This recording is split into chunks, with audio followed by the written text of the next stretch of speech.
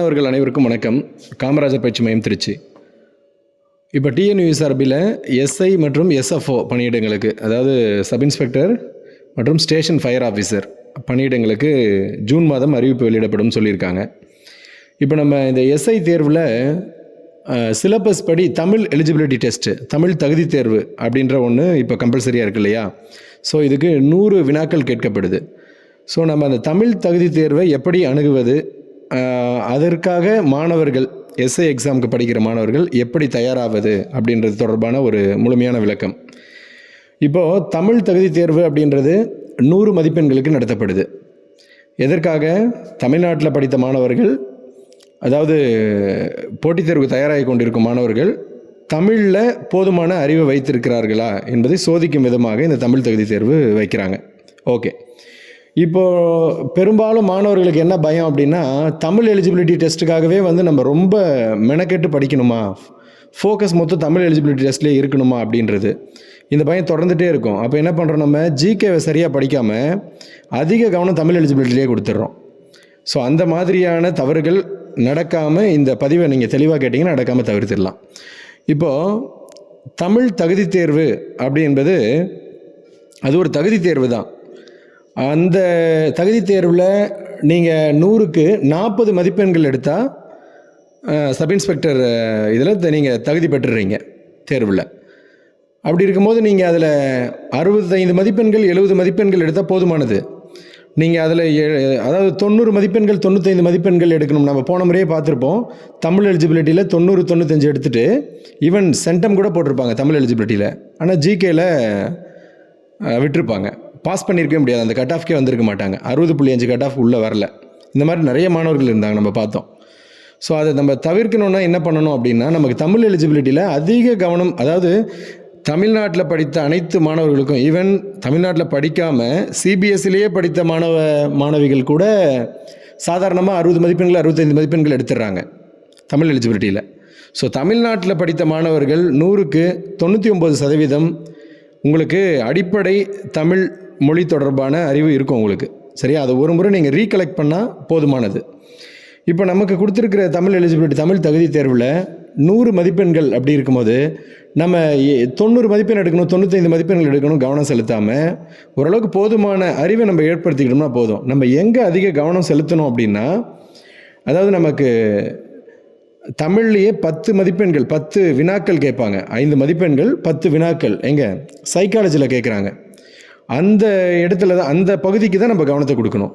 இப்போ நம்ம தமிழ் தகுதி தேர்வையே பார்ப்போம். நம்ம அதை எப்படி சார் அணுகிறது அப்படின்னா, இப்போ தமிழ் தகுதி தேர்வில் 100 வினாக்கள் கேட்குறாங்கல்ல, அந்த 100 வினாக்களில் அவங்க எப்படி கொடுக்குறாங்க, நீங்கள் 6வது to 10ஆம் வகுப்பு வரை படித்திருக்கக்கூடிய புத்தகங்களில் இருந்து 10ஆம் வகுப்பு தரத்திலான எதெல்லாம் கற்பிச்சிருக்காங்களோ உங்களுக்கு இலக்கணம் தொடர்பாக தமிழ் தொடர்பாக அதெல்லாம் தான் கேட்போம் அப்படின்னு தான் நமக்கு சிலபஸ்லேயே சொல்லியிருக்காங்க. 10ஆம் வகுப்பு தரத்திலான கற்பிக்கப்படும் பாடத்திட்டத்தின் அடிப்படையில் தான் நாங்கள் கேட்போம் அப்படின்னு சொல்லிட்டாங்க.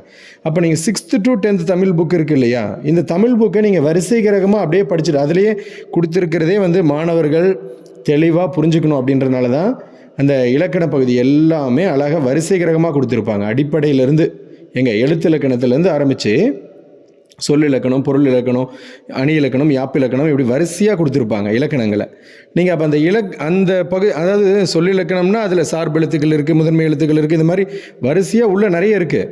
நீங்கள் ஆனால் படிச்சிங்கன்னா, ஒரு முறை படிச்சிங்கன்னா ரொம்ப ஈஸியாக தான் இருக்கும். குற்றி இலக்கணம் இந்த மாதிரி நீங்கள் பார்த்தீங்கன்னா எல்லாமே உங்களுக்கு எளிமையானதாக தான் இருக்கும். ஒரு முறை நீங்கள் ரீகலெக்ட் பண்ணிக்கிட்டால் போதுமானது. அப்போ அது என்ன பண்ணணும், ஒரு முறை கோத்ரூ பண்ணிக்கணும். என்ன அது இலக்கணம்னா என்ன அப்படின்றத அதை நீங்கள் ஒரு முறை அப்படியே ஃபுல்லாக படிச்சிட்டிங்கன்னா போதுமானது. அடுத்து என்ன சொல்கிறாங்க, ஸ்கூல் புக்கில் நீங்கள் படிங்க, உங்களுக்கு தெளிவாக இருக்கும். அடுத்து என்ன சொல்கிறாங்க, இலக்கியம் சொல்கிறாங்க.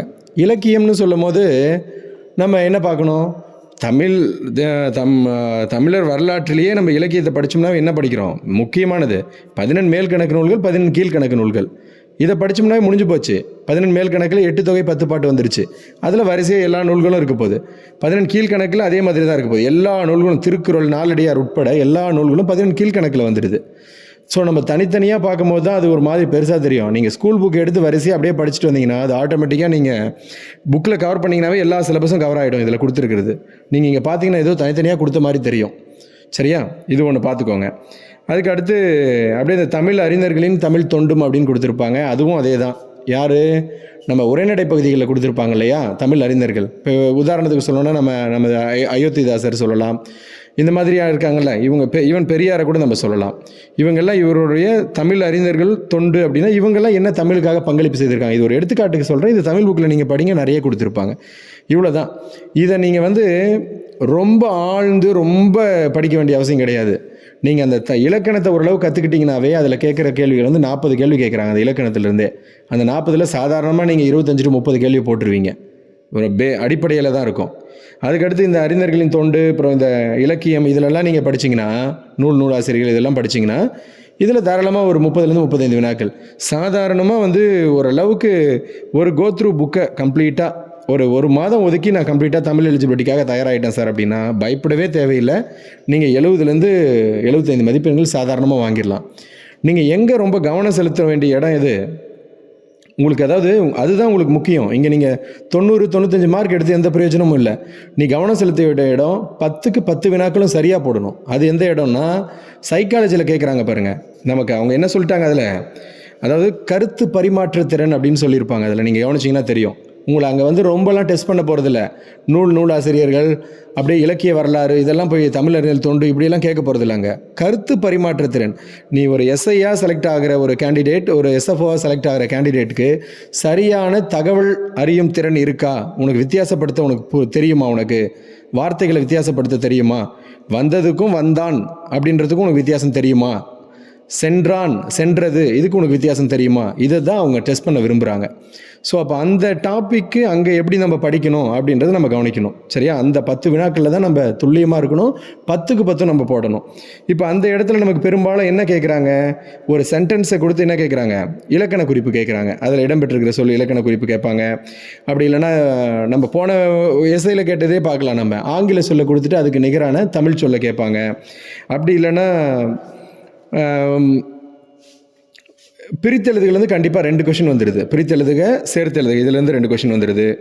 இது போக இலக்கண குறிப்பிலேருந்து ஒரு 2 கேள்விகள் கேட்குறாங்க. ஸோ இது மாதிரியான இது பொருள் கூறுக ஏதாவது 1-2 வருது. இந்த மாதிரியான கேள்விகள் தான் முக்கியமாக அதில் கவனிக்கணும்னா 2 சென்டென்ஸ் கேள்வி கேட்பாங்க. அந்த சென்டென்ஸை கரெக்டாக ஃபார்ம் பண்ணுற மாதிரி நம்ம எழுதணும் இல்லையா? போன முறை நம்ம உதாரணத்துக்கு கேட்ட கேள்வின்னா என்ன சொல்லலாம், சென்னையின் புகழுக்கு சான்றாக நிற்கும் பல்வேறு கல்வி நிறுவனங்கள் ஆங்கிலேயரால் ஏற்படுத்தப்பட்டவை அப்படின்னு சொல்லிட்டு விடைக்கேற்ற வினா அமைக்கன்னு ஒரு கேள்வியை கொடுத்துருக்காங்க இல்லையா? இந்த மாதிரி ஒரு கேள்வி. அடுத்து ஒரு கேள்வி பாருங்கள், அங்கே வர்றது அவர் மாதிரி இல்லை தெரியுது, இத்தொடரில் உள்ள பிழைகளை திருத்தி எழுதுகன்னு சொல்கிறாங்க. இது நம்ம சாதாரணமாக படித்தோம்னாவே நமக்கு தெரிஞ்சிடும். அங்கே வர்றது அப்படின்னாவே நம்ம தப்பாக அங்கே ஒரு உயர்தனியை குறிக்கிறோம். உயர்தனின்னும் போது நம்ம வர்றது அப்படின்னு நம்ம சொல்லக்கூடாது அப்படின்னு நம்ம கற்றுக்குவோம். அப்படி கற்றுக்கிட்டால் அங்கே வருகிறவர் நம்ம சொல்லிட்டு போகிறோம். அவ்வளோதான், சிம்பிள். ஸோ நீங்கள் முக்கியமாக தயாராக வேண்டியது அந்த 10 வினாக்கள். அந்த 10 வினாக்களுக்கு இலக்கணம் அதிகமாக படிக்க வேண்டும் என்பதோ அல்லது அறிஞர்களின் தொண்டோ அல்லது இலக்கியமோ ஆழ்ந்து படிக்கணுன்றது அவசியம் கிடையாது. அந்த 10 வினாக்களுக்கு மட்டும் முக்கியமாக நீங்கள் கவனிச்சுக்க வேண்டியது கருத்து பரிமாற்ற திறன். தமிழ் மற்றும் ஆங்கில மொழிகளை சிறப்பாக கையாளும் திறன் உங்ககிட்ட இருக்கா? அந்த ரிலேட்டடாக நீங்கள் தயாராகணும். சரியா? ஸோ நீங்கள் பெரும்பாலும் மாணவர்கள் மத்தியில் ஒரு பயம் இருந்துகிட்டே வரும். தமிழ் தகுதி தேர்வுக்காக நம்ம ரொம்ப கவனம் கொடுக்கணுமா அப்படின்னு சொல்லிட்டு புதுசாக படிக்கிற மாணவர்களுக்கு ரொம்ப இருக்கும். ஏன்னா இதையும் ரொம்ப அவன் கவனிச்சிட்டே இருப்பான். தமிழ் தகுதி தேர்வில் தான் நம்ம அதிக கவனம் செலுத்தணும் அப்படின்ற மாதிரி இருப்பான். அப்படி கிடையாது. நீங்கள் 1 முறை 2 முறை நீங்கள் தமிழை நல்லா ப்ரிப்பேர் பண்ணிவிட்டு மாடல் டெஸ்ட் எழுதி பார்த்தீங்கன்னா உங்களுக்கு தெரிஞ்சிடும். சாதாரணமாக எழுதினாவே 60 to 65 மார்க் எடுப்பேன். அவ்வளோதான். 1 முறை கண்டினியூவாக படிச்சுட்டா இந்த தமிழ் தகுதி தேர்வு என்பது மிக எளிமையானதாக இருக்கும். நீங்கள் கவனம் செலுத்த வேண்டியது அந்த 10 வினாக்களுக்காக தான். சைக்காலஜியில் இருக்கு இல்லையா 10 வினாக்கள், அந்த 10 வினாக்களில் தான் நீங்கள் 10க்கு 10 போடணும். சரியா? பதிவை நல்லா கேளுங்க, சிறப்பாக தயாராகுங்க.